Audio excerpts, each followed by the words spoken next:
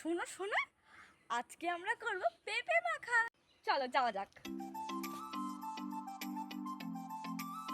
তিনজনে মিলে আজ করব পেঁপে মাখা। প্রথমে পেঁপেটা পেড়ে নিয়েছি, তারপরে লেবুর পাতা তুলে নিয়ে এসেছি। পেঁপে ধুয়ে নিয়ে তারপরে তেঁতুলটা ভিজিয়ে রাখলাম। এবার পেঁপেটা ছোলার পালা। পেঁপে ছুলতেই দেখো কত কষ বেরিয়েছে, ধরতেই পারছিলাম না, হাতটা না পিছলে যাচ্ছিল। তারপরে পেঁপেটা কেটে বীজগুলোকে বার করে নিয়েছি। তারপর পেঁপেগুলোকে না ভালো করে ধুয়ে ভিজিয়ে রেখেছিলাম যাতে কষটা বেরিয়ে যায়। এবার পেঁপেগুলোকে ভালো করে কুচনি দিয়ে কুচিয়ে নিয়েছি। আমি না বেশি ঝাল খেতে পারি না, সেই জন্য একটা শুকনো লঙ্কা আর একটা কাঁচা লঙ্কা দিয়ে মাখলাম। লঙ্কা দুটো থেতো করে তার মধ্যে পরিমাণ মতো লবণ, সামান্য চিনি আর ভিজিয়ে রাখা তেঁতুলটাকে দিয়ে ভালো করে মেখে নিয়েছি। ফিনিশিং টাচটা কমপ্লিট করলাম দুটো লেবু পাতা দিয়ে। এই গরমে পেঁপে মাখা করতে গিয়ে আমার তো নাজেহাল অবস্থা, কিন্তু যে টেস্ট করছে সে তো দেখছি খেয়ে বেজায় খুশি। তোমরাও এইভাবে বাড়িতে ট্রাই করো আর আমাকে কমেন্টে জানিও। দেখা হবে নেক্সট ভিডিওতে। Subscribe for more. বাই।